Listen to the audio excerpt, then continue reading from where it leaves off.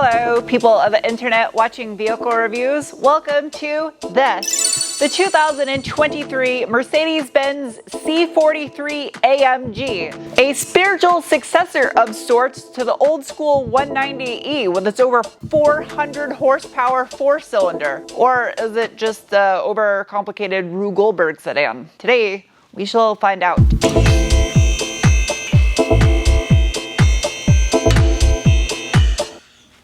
Nice rear diffuser. Real metal tips. Ooh.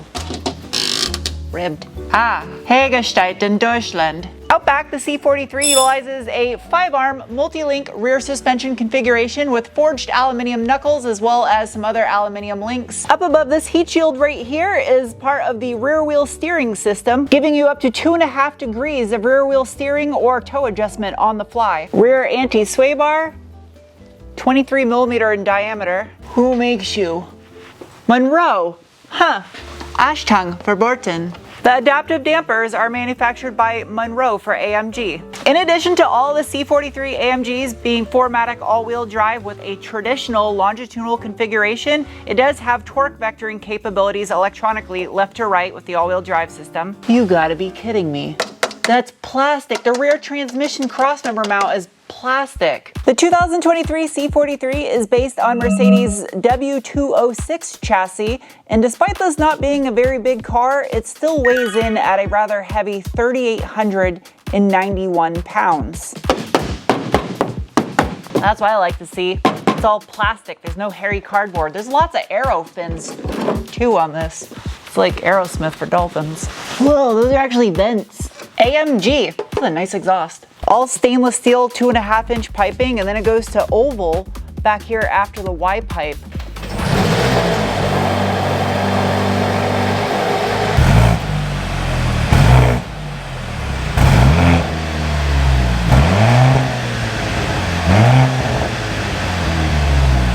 As far as the transmission goes, you only have one option with this thing, and that is the MCT 9-speed wet multi-clutch automatic transmission. It is essentially a 9G-tronic, but they removed the torque converter and just put in the wet multi-clutches in there, and has a maximum torque input rating of 1,050 newton meters or 774 pound-feet. Super overkill. Aluminium chassis bracing, plastic fin transmission pan, aluminium transmission crossmember, and again that is paired with the 4MATIC all-wheel drive system with a 31-69 front to rear distribution, so it's rear bias. Up front you have another 4-link multi-link suspension system with adaptive dampers, all of which looks to be comprised of forged aluminium, with the exception of maybe that might be cast. Even the front subframe is made out of aluminium. Front anti-sway bar, the same. Measures in at 23 millimeter in diameter. It's like a drum. No hairy cardboard on this car. Good job, Mercedes. There's a downward facing heat exchanger. That will suck if you bottom out hard. Time for the braking test. No one behind me. Ready, engage. Okay.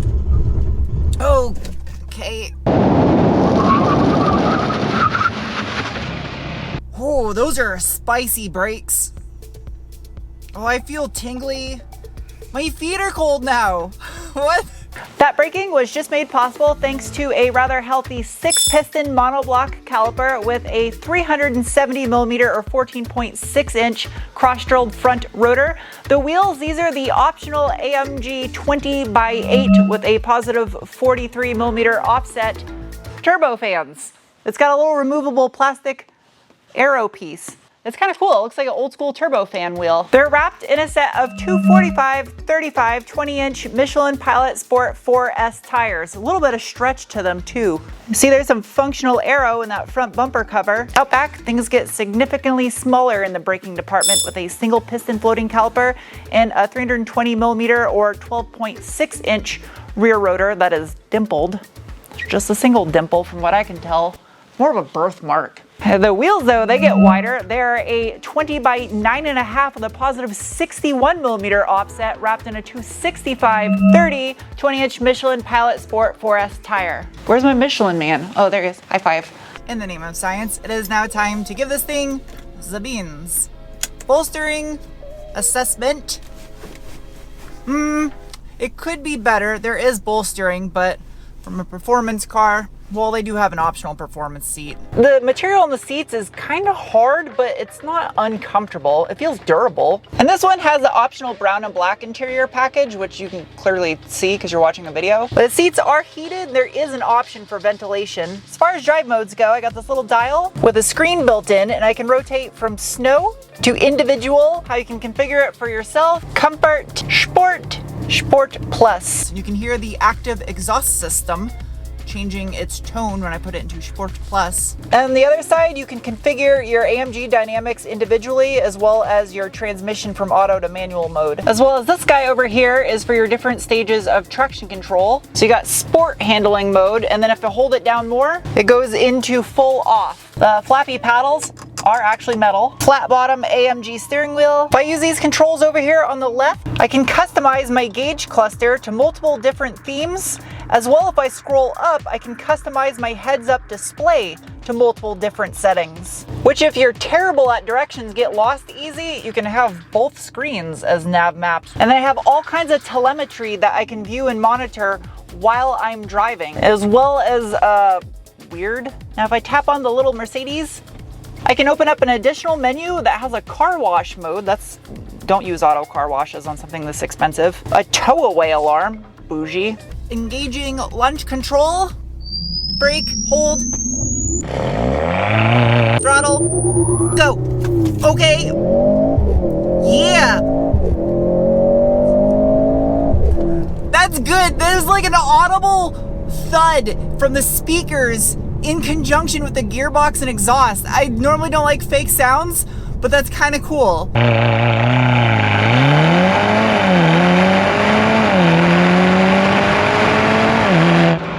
It's quick. The shifts are nice and aggressive though. That's why I like the best about it.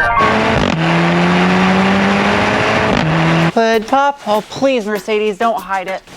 Ah, there is one. Good. That feels light. All right. And hood struts. And it's painted underneath and clear coated. Tons of heat insulation. Oh, it is aluminum. It's just black. That was nice engine cover also. No, is it a front mounted battery? Oh, okay. It's just a little access point for jump starts. Jorge Marquez, or is it just George? Underneath the hood of the 2023 Mercedes-Benz C43 AMG is the M139, which is a hand-assembled all-aluminum closed-deck block 2-liter turbocharged 4-cylinder that produces 402 horsepower at 6,750 RPM and 369 pound-feet of torque at 5,000 RPM. 402 horsepower out of a 2-liter. That's 201 horsepower per liter for those of you that can't divide by 2. And that's actually not all, because this is also a 48-volt mild hybrid. It has a belt-driven starter generator that provides additional boosts of up to 13 horsepower. Oh, the water-to-air charge cooler is right in front of the block right here by the belts. That's smart. Made in Germany. This piece of magnificent machinery is an electric-assisted turbo. Essentially what they did, and they took this technology from their F1 team, is they included a little electric motor inside the turbo to pre-spool it, almost acting as if it's an electric anti-lag, if you will, to build up boost before the exhaust gases can spin the turbine itself. And that turbo is mounted to a traditional cast iron external exhaust manifold. It is not cast directly into the head like most modern turbo engines are now. Despite these M139s being all aluminum, they do have cast iron cylinder liners as well as some robot nano lube on the pistons. Has a 10.0 to 1 compression ratio as well as an 83 by 92 millimeter bore and stroke. Up in the head, it does have both port and direct fuel injection, which is a huge bonus. Coolant expansion chamber is almost opaque. Weird. And for the enthusiasts watching right now that are capable of working on your own vehicle, the M139 inside the W206 doesn't look too shoehorned in here. It actually looks like this would be a fun project car if Mercs are your thing. Okay, Merc, let's go for a rip.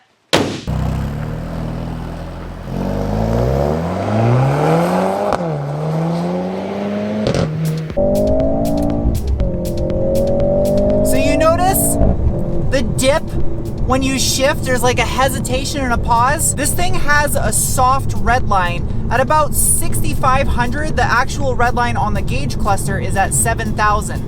There's really no benefit to revving this all the way out to 7,000 because it makes peak torque at 5,000 and peak horsepower at 6,750. So it's kind of odd to me that the transmission even allows you to shift at 7 if they're going to put that soft rev limiter in there. It's kind of annoying, and I wish they would have just made the harsh rev limiter earlier at like 65, so then it would have been crisp and nice power all the way up to your red line. Now this thing does get a bad rap, I've noticed in a couple reviews, for it being a harsh and jerky transmission. The reason why it gets a bad rap and why people have complained about it is because they don't pay attention to the transmission temperature. It takes a long time for this thing to get up to operating temp. This is after 5 miles of driving. You can see the engine has come up to temp almost, but the gearbox is still only 93 degrees Fahrenheit. 10 miles of driving until this thing was up into the white range on the gauge cluster and not blue and cold anymore. Until it gets up to about 180 degrees Fahrenheit, that's the optimal temperature for the fluid. The transmission isn't really safe to start driving aggressively. And if you think about what's going on in this transmission, the fact that it's still a planetary gearbox and they removed the torque converter and put some wet clutches in there, it makes sense. That fluid is cold and it relies on that fluid for those wet clutches to operate and function correctly. I think also a lot of it has to do with the fact that this transmission is beyond overkill for the power level of this car, which is a huge plus because if you're going to modify a vehicle, usually the transmission or the drivetrain is a limiting factor. Now, as far as the shifts go, manual mode, yeah, short shift a little bit.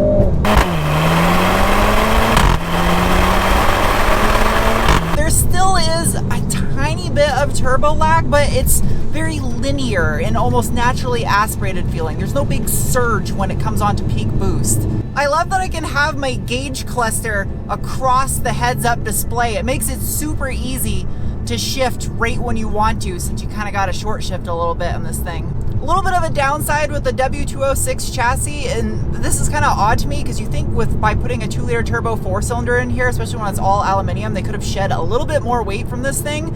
Is the fact that 3,800 pounds, even with 400 horsepower, while it's quick, it's not fast. Would you like to C-class the trunk? That was stupid.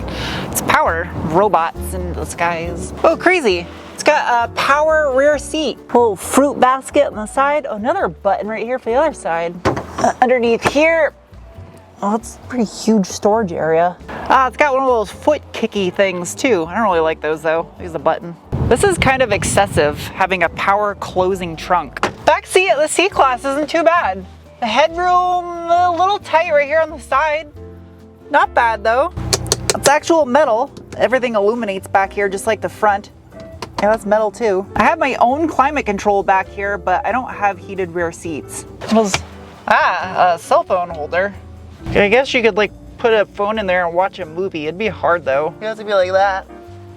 The USB-Cs? It's a weird looking headrest. It looks like one of those giant creatures from The Fifth Element. The ones at the stones, the ancient. Okay. Slide this guy. Tucked way up there is a wireless charge cubby. This one's got the optional wood grain. Looks kind of like a desk in middle school. The Burmeister sound system in here is good, but I still would put it below the Mark Levinson and a Lexus product. And as you should expect, the ambient lights, because it's a Mercedes, are on point.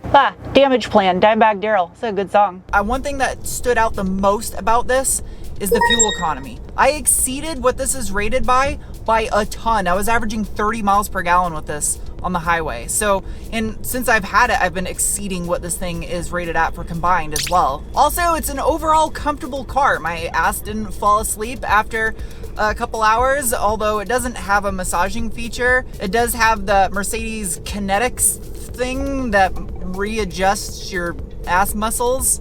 Strange feature, but it does kind of help.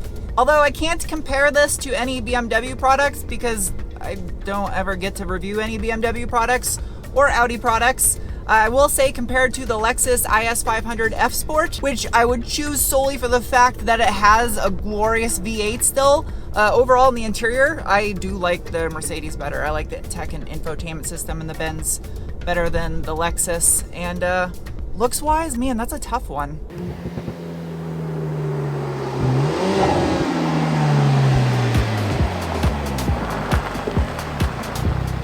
It's time to give this thing some scores, starting with the coveted bean score, the assessment of the feeling you get in your gut when you give it the beans. And this C43 AMG gets a rating of, just pretend this is foam. Followed by cookie score, the assessment of value. And the C43, as this one is equipped at just over $72,000 with a ton of options, is getting a rating of, followed by the wrench score, the assessment of ease of maintenance. This is getting a rating of. Next is the squid score, the assessment of handling, and this thing gets a rating of. Lastly is penguin score, how much I personally like a vehicle, and it gets a rating of. I would go for the A-Class. I just like a more small, compact, nimble vehicle. I think that'd be more of a spiritual successor to the old 190E anyway. This is just a bit too heavy for that. But yeah, anyway, I hope you guys enjoyed the review. I'll see you soon with another. Bye.